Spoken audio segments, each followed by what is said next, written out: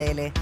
Y antes del orden se las había presentado Francisca Solar, nos habíamos reído un poco, pero no te había saludado correctamente. ¿Cómo estás, Francisca? Muy bien, muchas gracias. Gracias por la invitación. Hace mucho rato que no venía a Pauta, así que feliz de que me hayan invitado. ¿Cómo nace El Buzón de las Impuras, no es cierto, tu novela más reciente, publicada en 2024? Al menos cuéntanos brevemente dónde agarras esa hebra. Perdona, déjame hacer un breve resumen para quienes no están al tanto, pero la verdad es que ahí tú, ¿no es cierto?, redescubres a través de la ficción un hecho que ocurrió en el 8 de diciembre del año 1863, cuando cerca de 2.000 mujeres murieron en el incendio de la iglesia de la Compañía en el centro de Santiago, ¿no es cierto? Un hecho bien impactante porque estas mujeres de las que nunca se supo nada.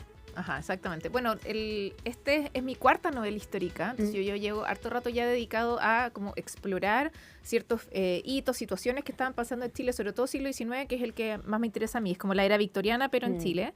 Y la idea era rescatar situaciones, personajes, etcétera, que no fuesen tan conocidos, que muy probablemente no te pasaron en el colegio, etcétera, pero que yo consideraba muy interesantes, y crear ficción con esas situaciones o con esos hitos. Y el 2019 yo le dediqué varios meses a una investigación bien exhaustiva de qué estaba pasando en Chile en el siglo XIX, y me quedé con un listado de potenciales temas, personas, etcétera, que encontraba que tenían como mérito literario, por así decirlo. Entonces, de ahí salieron mis otras 3 novelas, ¿cierto? Bluebells, La Vía Damna, El último día de Clayton and Co. Y después del lanzamiento de Bluebells, tomo mi lista y digo, bueno, ¿qué es lo que... A ver, ¿qué voy a explorar ahora? Y digo, mira, esto el incendio de la Compañía, que para ese momento, lo único que te podría haber dicho era, sí, parece que se quemó una iglesia en el centro y murió harta gente. Es todo lo que te podría haber dicho. No, yo era una completa y absoluta ignorante sobre el incendio de la Compañía. Yo no tuve la suerte de verlo ni en el colegio, ni de haber leído al respecto. Nada, no tenía la menor idea. Y me pongo a investigar de forma muy trivial, la verdad, solamente como para diagnosticar si tiene mérito literario o no, y me encuentro con algo gigantesco que no podía entender que esto no lo supieran todos los chilenos, que no estuviésemos llenos de libros sobre esto. Y dije, bueno, esta es una historia que importa mucho. No solo lo literario tenía mérito como para contar una buena historia, sino además tenía potenciales implicancias extraliterarias, y que eso es lo que más me motiva. Extraliterarias, conectándolo justamente con el mundo de lo femenino, el feminismo actual, justamente esa invisibilización de los roles femeninos, digamos, que están, marcados por esta muerte anónima de esta cantidad de mujeres. O sea, es que es una de las tragedias humanas más importantes de la era contemporánea. Y yo te aseguro que todo el mundo lo sabría si hubiesen muerto 2.000 hombres. Totalmente. Pero como murieron 2.000 mujeres, no le importaba a nadie. Claro. Y eso, entre la rabia que da, ¿cierto? Y la impotencia y qué sé yo, y que esto no es exclusivo del incendio de la Compañía. Hay muchísimos hitos donde han estado involucradas mujeres y que por distintas razones se invisibilizan, se minimizan, etcétera. Entonces, la reivindicación histórica, el revisionismo histórico, desde la perspectiva femenina, es algo bastante moderno. Llevamos poquitas décadas teniendo la posibilidad de hacerlo. Y yo no soy historiadora, pero soy novelista, sé contar historias, ¿no? Y eres periodista y tienes además soy periodista, el entrenamiento de la investigación. Exacto, yo tengo una muy buena formación en investigación. Universidad de Chile estudiaste. Así es. Entonces dije, bueno, voy a utilizar las herramientas que tengo, la formación que tengo, para contar una buena novela, no hay duda, pero al mismo tiempo también para educar, si se quiere, históricamente sobre un hito que todo el mundo debería saber, y que a través de la novela era una forma que yo tenía que no sabía si iba a resultar, por supuesto, pero era una forma que yo tenía de buscar reivindicación histórica para estas mujeres que habían sido injustamente olvidadas, murieron injustamente y además fueron injustamente olvidadas en estos 160 años. Entonces, lejos de una de las cosas más bonitas que han ocurrido en estos 7 meses ya que lleva la novela, es que más allá de los buenos números y las ventas y qué sé yo... Porque una cosa es encontrar un tema con mérito literario, me encantó ese término que te lo voy a robar, pero otra cosa es la investigación, que te apasione, que le encuentres también de alguna manera un propósito, que es lo que encuentras. Pero ese propósito encuentra, a una demanda, un interés, y se mantiene hace 7 meses en la punta del ranking de lo más leído, libros más vendidos del Mercurio, y eres la única chilena, autora, mujer u hombre chilena, made in Chile, que está en esa lista. Sí. ¿Eso te sorprende? Es muy extraordinario. ¿Y cómo lo explicas, Francisca Solar? Bueno, como todo fenómeno complejo, no tiene una respuesta simple, sin duda. O sea, claramente aquí hay una alineación de planetas que permitió que todo esto ocurriera. Yo la verdad es que no lo vi venir, eso es lo más honesto, no lo vi venir, no pensé que a tanta gente le iba a importar este tema, por ejemplo, jamás. Y la verdad es que me he encontrado con varias respuestas que no termina de responder realmente, pero nos puede dar como pistas de por dónde va la cosa. Por un lado, me he topado con muchísima gente que está muy impactada de que esto no lo supiese. ¿Por qué no me lo contaron en el colegio? ¿Por qué no hay libros sobre esto? ¿Por qué si tú hoy día vas a la librería más cercana y pides, deme investigaciones, ensayo, crónica sobre el incendio de la compañía? No existe, no hay. Y es tan impactante, es un hecho tan impactante que cuesta mucho entender por qué no se ha hecho investigación contemporánea sobre esto, por qué nadie escribe sobre esto, por qué no se habla, ¿sí? Entonces, por un lado, hay mucha gente que en el impacto, en la sorpresa, dice, oye, yo lo leí y ¿sabéis qué? En el almuerzo el domingo le dije a mi mamá, tenéis que leerlo, y mi papá, porque necesito conversar con alguien. Entonces, aquí, como segundo gran factor, el boca a boca ha sido impactante. Qué increíble eso, porque me contaba un colega tuyo, que es un tema en la industria editorial, de los ejecutivos de la industria editorial, tratar de entender este fenómeno marcado por el buzón de las impuras, porque esto no sucedía hace mucho tiempo, años, décadas incluso, me hablaban de 10 años, que un libro de ficción firmado por un autor chileno, saquemos a Isabel Allende de este marco, no funcionara en lo más vendido. Los chilenos compran no ficción, lo podemos ver, ¿no es cierto? Sí. Está la no ficción, está en el ranking, pero ficción no. ¿A qué se deberá que la ficción chilena no prende, como ha aprendido si tu libro? Es que hay varios factores ahí. Por un lado, tenemos que recordar que Chile no tiene como un gran, ¿cómo decirlo?, como gran antecedente histórico permanente de la promoción de la lectura por placer. En Chile la lectura se comprende como para aprender, para educarse, para informarse, pero no la lectura por placer. Lo funcional. Exactamente. Claro. Entonces, por eso es que en Chile, por lejos, en cuanto a números, por lejos, lo que más se vende es la no ficción. El ensayo, la biografía, la crónica, ¿cierto?, el trabajo periodístico, etcétera. Eso siempre ha tenido números muchísimo más grandes que lo que se puede lograr en ficción. Claro, ¿sí? Entonces, pero insisto, eso está... Por supuesto que esto se puede responder de muchas maneras, pero creo yo una de las grandes formas de responderlo es que en Chile no hay cultura todavía de la lectura por placer. Está creciendo en gran parte gracias a las nuevas generaciones, ¿no? Los centennials, ellos tienen mucho más incorporado el tema de la lectura por placer. Así que con ellos, en el fondo, esa parte está creciendo, la parte de la ficción está creciendo. Pero igualmente Chile, como te digo, es muy de no ficción. Entonces, eso por un lado, la ficción igual vende poco en Chile. Eso como para entenderlo. Es como un suntuario. Es como es como un saludo a la bandera, claro. Y una vez al año, qué sé yo, ocasionalmente tenemos grandes hitos, ¿no? Así como alguien que le pega el palo al gato por alguna razón en ficción. Entonces, dentro de eso, que ya es complejo, ¿no? De que ficción se vende harto menos que no ficción, que a alguien le vaya demasiado bien en ficción, efectivamente es muy raro. Entonces, tú decías, bueno, saquemos a la Isabel Allende de la ecuación, y la verdad es que no, a mí me interesa que la incluyamos, porque ni siquiera la Isabel Allende, que tuvo 2 estrenos el 2024, ni siquiera la Isabel Allende se mantuvo en los rankings. Entonces, aquí, de nuevo, por supuesto que los factores son muchos. Sí. Toda la industria ha cambiado un montón. La masa lectora también ha cambiado en qué lee, cuándo lee, en qué plataforma lee, etcétera. Todo ha cambiado, entonces también hay que tener todo eso en consideración, pero de verdad que es esto, el fenómeno en el fondo del buzón de las impuras, yo no lo vi venir porque sentí que era muy complejo en el escenario actual.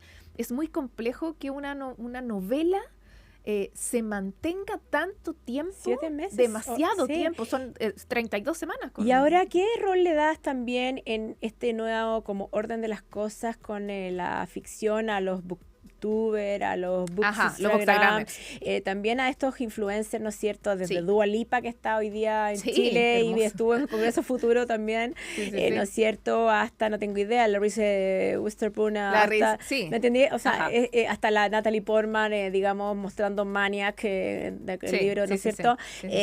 Versus también lo que veíamos con esta crítica literaria, ¿me entiendes? Como más tradicional, probablemente, cómo también ha reconfigurado al cuadro. Sí, a ver, al menos en el caso específico del buzón de las impuras, los booktokers y los bookstagrammers han sido absolutamente indispensables.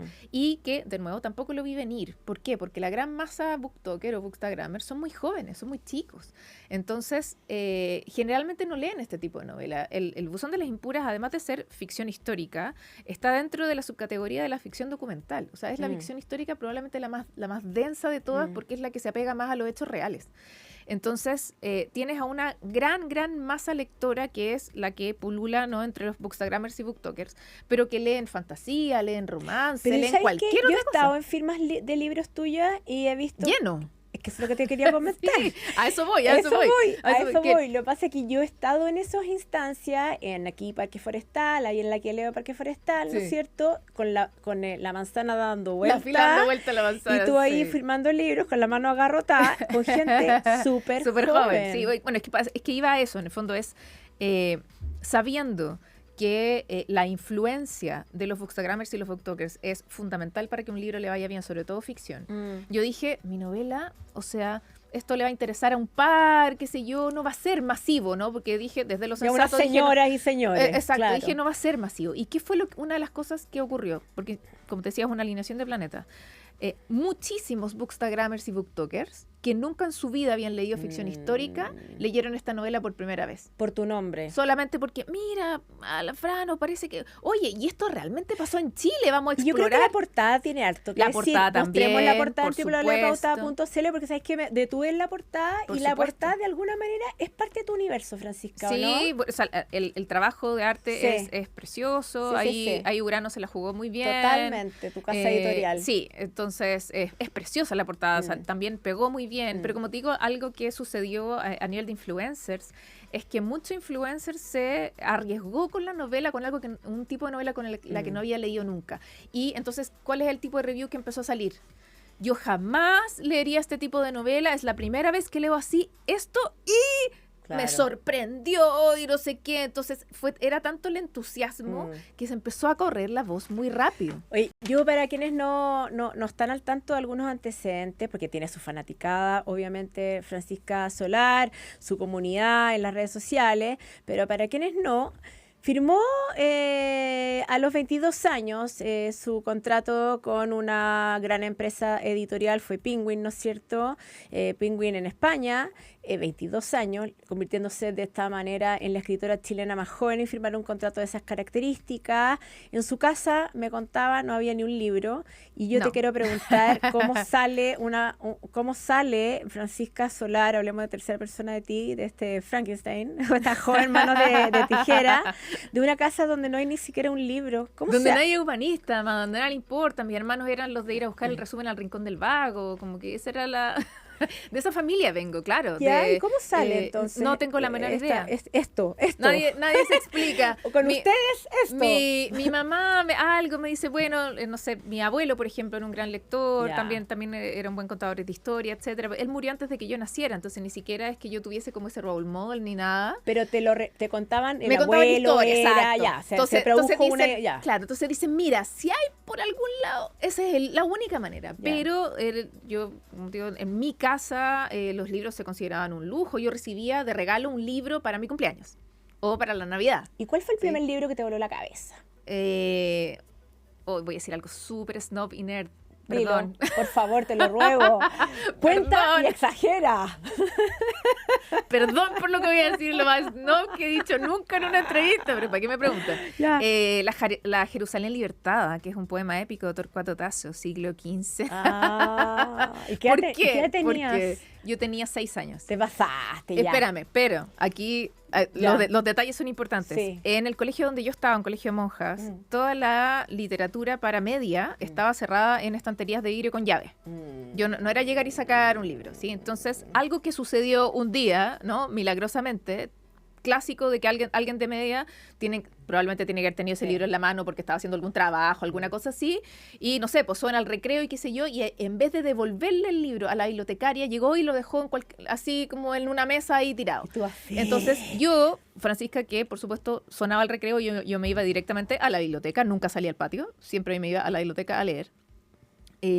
Voy a sentarme a la sección de niños, que es la única sección a la que yo podía acceder a libros, y veo este mamotreto con tapadura, así media terciopelada, viejísimo. Y yo, ¿qué es esto? Y el primer libro adulto que tengo en mi mano. Entonces, pídeme que te cuente de qué se trataba, no tengo la menor idea. Probablemente tengo que haber entendido el 15%. Pero era El fruto prohibido. Pero obvio, era la primera literatura adulta, entonces agarré el Aristos de esa época, entonces además era, no, imagínate, castellano antiguo, entonces un montón de palabras que no conocía, me voló la cabeza absolutamente, pero no tiene tanto que ver ni con el contenido ni nada, sino que con lo simbólico de... Claro, ¿no? Exactamente, se entiende perfectamente. Francisca, bueno, ¿no es cierto? Novela histórica, también literatura infantil, fantástica, romántica, victoriana. Oye, qué chocosa. Te mueves por muchos terrenos, ¿tienes cuántos? 18, 19, 17 libros sí, publicados.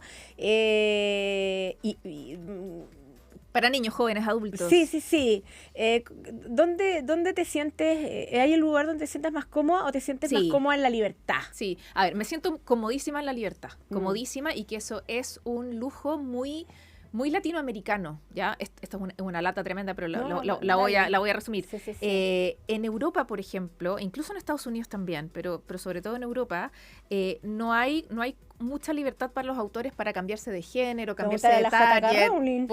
A tu amiga. El encasillamiento es parte de la pega, es decir, casi que tú, antes de lanzar tu primer libro, tienes que decidir, bueno, ciencia ficción, listo. Aquí me quedé toda mi vida porque el mercado no me va a permitir hacer ninguna otra cosa. Bueno, en Latinoamérica sí hay esa libertad de si quiero esta vez escribir infantil, ahora juvenil, ahora adulto, y mira, voy a ser histórico y voy a hacer ciencia ficción. Sí se puede en Latinoamérica y eso es maravilloso. Entonces yo utilizo mucho esa libertad de poder hablarle a distintos públicos, de poder tener libros que se leen en colegio y poder dedicarme mucho al fomento lector escolar, o poder, en el fondo yo le escribo a los papás de los niños y le escribo a los niños y todos me leen en la familia y maravilloso. Me gusta mucho esa libertad. Sin embargo, sin duda diría yo que donde me siento más cómoda, donde realmente escribo con cara a cumpleaños, es la ficción histórica. ¿Por qué? Porque combina dos cosas que me gustan mucho y que gozo mucho. Que por un lado es obviamente la literatura como tal, ¿cierto? La prosa literaria, contar historias, que me fascina, es lo que más me gusta hacer en el mundo. Y por otro lado, a mí la investigación no solo se me da fácil, por así decirlo, porque tengo una muy buena formación en investigación, sino además me fascina. Y sobre todo para hacer ficción histórica te tiene que fascinar, porque son muchísimas horas invertidas solo en investigación. Entonces, a mí me encanta, me fascina la investigación, y entonces se combinan en el fondo dos cosas que gocé mucho y que voy a seguir haciendo, por supuesto. Y qué hermoso escuchar a una mujer precoz en su vocación, también en su disciplina, que vive de eso, que eso lo vivo de la literatura, que es un tremendo privilegio. Extraordinario, pero además que es tan inquieta, porque déjenme leerle un par de cosas que ha estudiado la Francisca mientras camine más cara y más cachicle. Por supuesto, periodista y ha escrito todos estos libros, etcétera, pero estudió estudios de posgrado en criminología, psicología forense, escritura audiovisual. Estudiaste también un máster en neurociencias. Dime que además cocinas regio y que tienen plantas, y que las plantas se te dan súper verdes. Claro. No, mira, no sé sumar ni restar, eso es súper importante decirlo. Yo he vuelto el pan con la calculadora del celular, si no, imposible. Y no cocino pésimo. Ay, sí. Entonces hay cosas que no puedo hacer, sí, claramente. Pero sí, además que me encanta estudiar, pues soy muy matea, me fascina, todo lo estudio. Entonces, si hay algún tema que voy y hago el diplomado. ¿Y puedo hacer la última pregunta? Tengo tiempo en la última pregunta. ¿Cómo te manejas con el celular para que no te robe el alma y todo el tiempo y poder hacer lo que haces? Chuta, que eso también es para largo. Pero no, por favor, a ver, yo tengo un gran superpoder. Yo tengo varios superpoderes, pero un gran superpoder que tengo y que yo le considero un superpoder en el contexto de la sociedad moderna en la que vivimos, es que yo no soy una persona ansiosa. Es heavy. Entonces, como yo no tengo en el fondo como esta ansiedad crónica, que es lamentablemente es tremendamente habitual hoy por hoy. La pandemia con la que vivimos. Por ejemplo, yo puedo a voluntad no sé, decir, mira, no sé, pues ya llevo, qué sé yo, estoy media hora en Instagram, ya, entonces lo voy a dejar y voy a hacer otra cosa. Y te metes en lo tuyo. Exacto, a mí me sale fácil concentrarme, yo generalmente no procrastino. ¿Y a qué horas te levantas a trabajar? Investigación, escribir. Exacto, depende mucho del momento del proceso literario en el que estoy, pero yo diría que generalmente, sobre todo cuando estoy muy, muy metida en escritura, por ejemplo, yo escribo generalmente 8 o 10 horas diarias. Ya, po.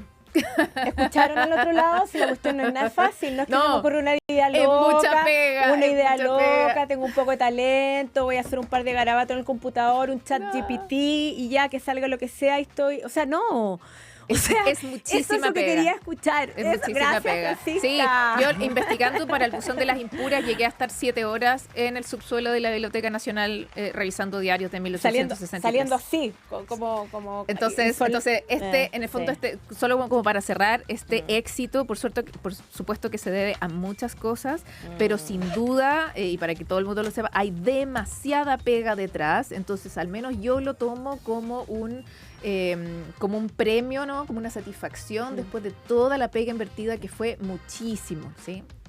Francisca Solar, muchísimas gracias por desviarte de tu camino de la disciplina. Hoy venir a conversar con nosotros con Fuera de Pauta, la verdad es que nos llena también de inspiración, esa dedicación, esa disciplina. Y esa lucha por ir por lo que tú quieres. Ajá. Si no es fácil, nadie dijo que iba a ser fácil. Nadie dijo que iba a ser fácil. Y con propósito. Y con propósito. ¿Sí? Aquí esta novela tenía propósito y eso también ha marcado su éxito. Por supuesto que está en todas las librerías del país. El buzón de las impuras. Libro de verano, por supuesto, también. Así que para quienes salen de vacaciones, ahí tienen un título recomendado. Vamos a cerrar.